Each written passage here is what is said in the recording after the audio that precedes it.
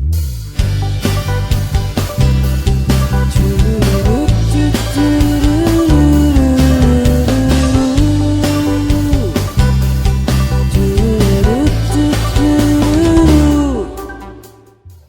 adik-adik semua, jumpa lagi dengan saya Ibu Siska dalam pelajaran Bahasa Indonesia. Nah, kali ini saya ingin mengajak kamu untuk mempelajari materi tentang teks narasi cerita fantasi. Sebelum kita ke materi, saya akan sampaikan terlebih dahulu kompetensi dasar yang harus kamu capai. Nah, pada masa pandemi ini, Kemendikbud telah merancang kompetensi dasar yang harus dicapai oleh peserta didik. Ini adalah salah satu kompetensi dasar yang ada di kelas 7 ya adik-adik. Nah, untuk saat ini kita akan membahas tentang kompetensi dasar 3.3, yaitu menelaah struktur dan kebahasaan teks narasi cerita imajinasi yang dibaca dan didengar. 4.3 menyajikan gagasan kreatif dalam bentuk cerita imajinasi secara lisan dan tulis dengan memperhatikan struktur, penggunaan bahasa, dan aspek lisan. Adik-adik, sudah tahu belum apa itu teks fantasi? Mari kita pelajari yuk. Yuk, disimak.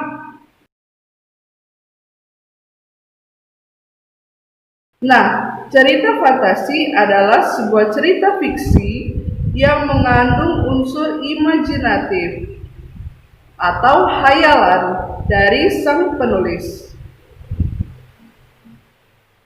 Jadi, karena ini bersifatnya imajinatif atau khayalan, maka cerita ini murni dari hasil pemikiran penulisnya.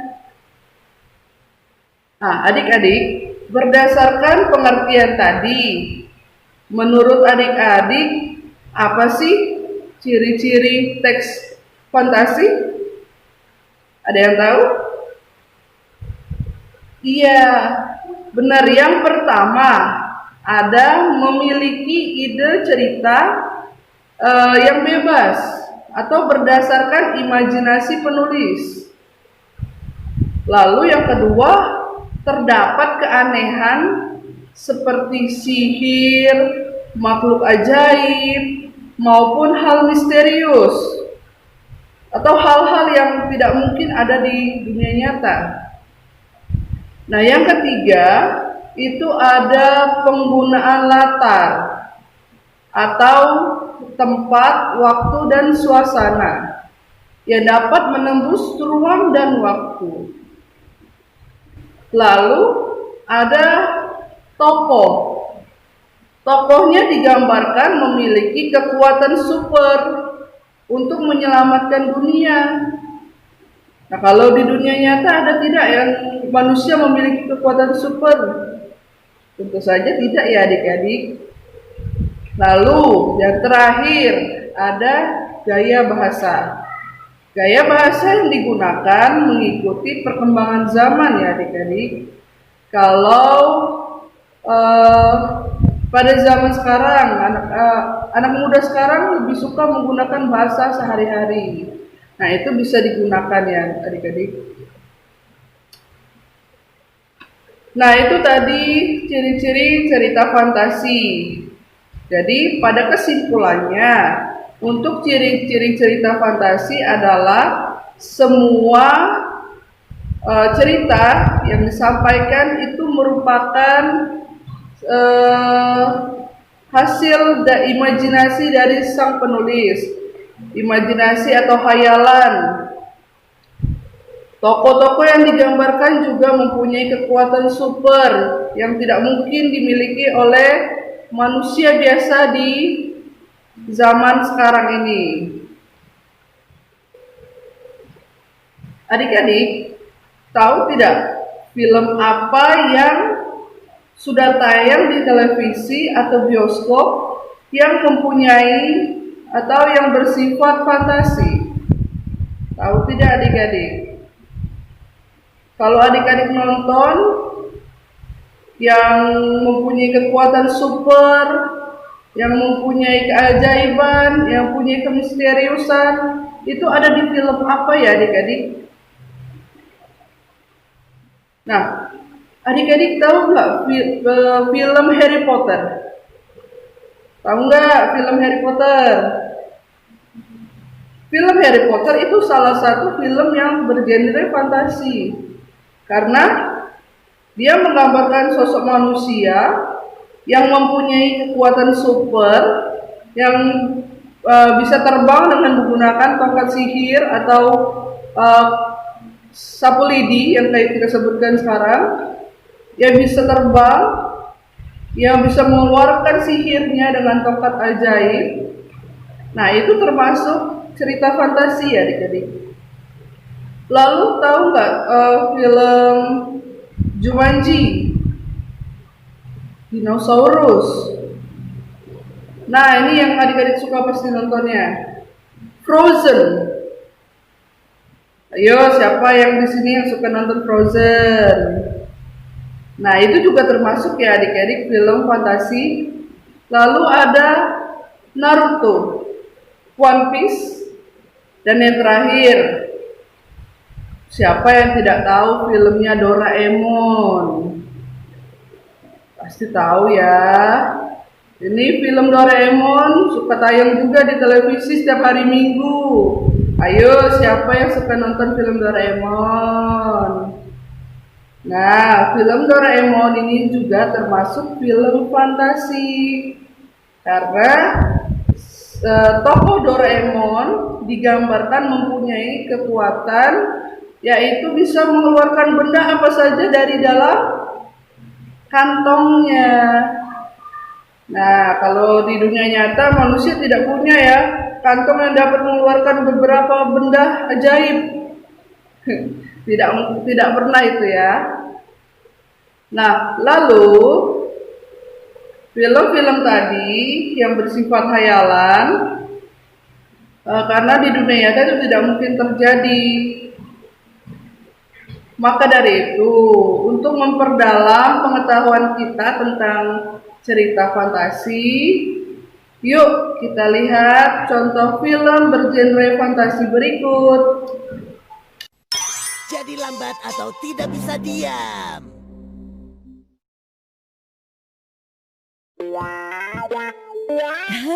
Doraemon, ini aku bawakan dorayaki kesukaanmu. Kalau untuk PR tidak. Kamu sudah tahu ya? Memang apalagi, setiap hariannya itu, dan itu saja. Tapi kalau tidak dibantu, tidak akan selesai hari ini. Apa alasannya tidak selesai hari ini? Yang kamu perlukan bukan alat ajaibku, tapi koreksi diri sendiri. Kalau kamu bilang seperti itu, Kenapa? Hah? baiklah. Kenapa ya?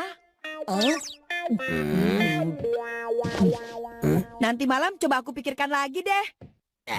Itu masalahnya. Kamu itu terlalu santai. Lama-lama kamu jadi pemalas dan lemah. Ini akibatnya kalau suka menunda pekerjaan. Harusnya fokus dan cepat. Santai itu kan sudah sifatku dari lahir. Kalau begini, quick and slow. Yang ini adalah quick, membuat gerakan dan pikiran jadi lebih cepat. Dan yang slow untuk kebalikannya. Untuk kamu minum yang quick saja. Tidak usah nanti saja. Sudah kubilang, seperti itulah sifat burukmu. Aku tidak suka minum obat. Tunggu. Ambil. Tidak, sebelum aku, kamu saja duluan. Kalau khasiatnya memang bagus, baru aku mau. Oke, tapi janji ya. Nobi, Kenapa memanggilku seperti itu? kamu tidak sadar sudah buang-buang waktu di sini. Cepat, kerjakan PR-mu. Tunggu. Ayo cepat. Iya, ini aku kerjakan. Sudah belum? Ini kan baru mulai. Terus bergerak, ayo.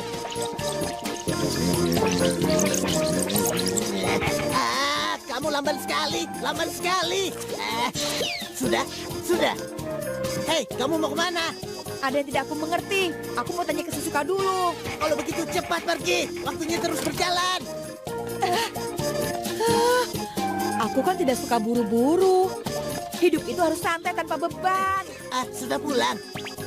Aku baru mau pergi. Kamu kenapa lamban sekali? Iya, siapa? Ayo cepat, kalian jangan diam saja dong. Iya. Bilang selamat siang dan lepas sepatumu. Selamat siang. Selamat siang. Ini untuk kami kan? Terima kasih banyak. Begitu saja, biar lebih cepat. Sebelum makan ubi, buang angin dulu. Ayo makan. Lamban. Setelah makan, kita pamit. Ayo. Tapi aku belum tanya PR-nya, Kak. Bagaimana sih? Benar-benar melelahkan. Sudah hentikan. Aku sudah mengerti efek obat tadi. Benarkah? Aku tidak tahan. Kamu kembali seperti semula saja deh. Lalu kamu minum yang apa? Ayo jawab. Iya, aku tepati janji. Oke, bagus. Mana? Ini dia. Loh, itu kan yang quick. Slownya. Yang ini kan? Berikan. Gawat, aku tidak bisa berhenti. Kenapa? Kalau sudah berlari, tidak bisa berhenti. Kamu sedang apa? Cepatlah. Tidak bisa dibiarkan. Aku juga harus minum yang quick. Itu dia. Yang ini adalah quick. Kalau yang ini slow. Kalau sudah tahu, mana mungkin salah kan? Aku salah. Yang ini...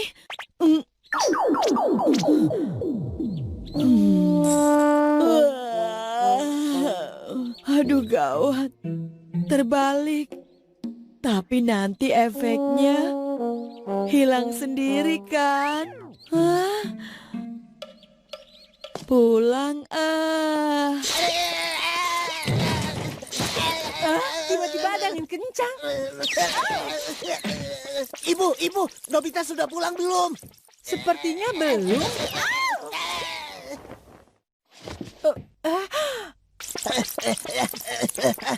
Aduh, capek sekali. Padahal sudah tidak kuat lagi, tapi harus cepat. Kalau tidak minum obatnya, mesinku bisa rusak. Nobita! Coba saja. Aku tidak akan kalah. Biar beginipun aku gesit loh. Tapi sepertinya kalah. Kamu sedang apa? Lomba. Lomba? Lawan siapa? Lawan siput ini. Hah? Buang-buang waktu saja. Nggak berguna.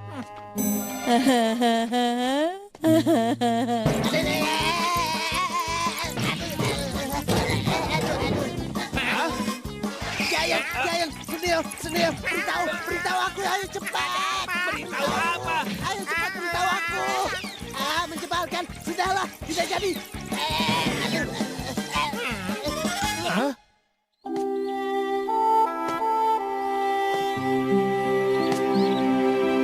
Aku pulang.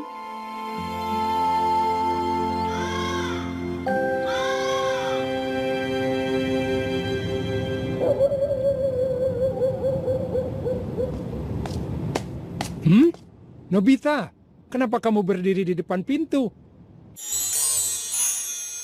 Kamu menunggu sampai ada yang bukakan pintu. Ya ampun. Oh, apa itu? Oh, permen. Sepertinya enak. Ayah minta satu ya. Hah? Hah? Iya, sepertinya enak. Ibu juga mau. Coba satu ah. Itu apa? Adalah Lambat sekali. Bicara yang cepat dong. telat deh. Hah?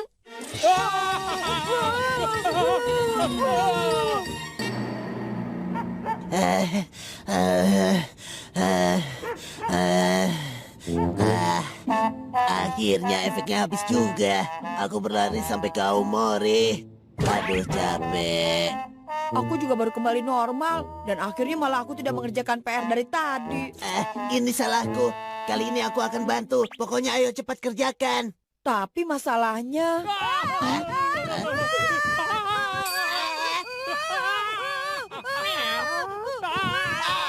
Ayo tunggu. aduh, aku tidak bisa konsentrasi sama sekali nih. Makanya aku mesti minum obat.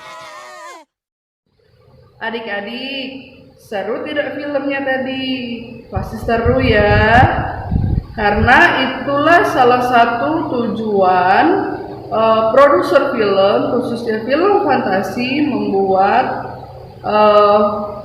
film yang bergenre fantasi. Karena film-film bergenre fantasi itu seru. Dia bisa mengeluarkan ilmu, tempatnya bisa berubah-berubah, bisa ada di bumi, bisa ada di langit, bisa ada dimanapun sesuka hati penulisnya. Nah, sekarang yuk kita cari tahu unsur-unsur cerita apa saja yang terdapat pada cerita fantasi. Nah, adik-adik, ada 6 unsur cerita fantasi. Yang pertama ada tema. Ya, tema adalah ide pokok yang akan kita ceritakan. Lalu yang kedua ada alur, benar. Ada alur. Alur itu adalah jalan cerita. Nah, ada 3 jenis alur ya adik-adik. Ada alur maju, alur mundur, dan alur campuran. Nah, apa sih alur maju, Bu? Oke. Alur maju yaitu alur yang menceritakan kisah masa kini, ya, masa kini menuju masa depan. Itu maju. Seperti kita melangkah. Ya. Menceritakan masa kini menuju masa depan. Sedangkan alur mundur yaitu menceritakan masa kini, kita menceritakan lagi masa lalu atau masa lampau. Jadi alur mundur itu kita ceritakan masa kini dan kita juga menceritakan masa lalu atau masa lampau.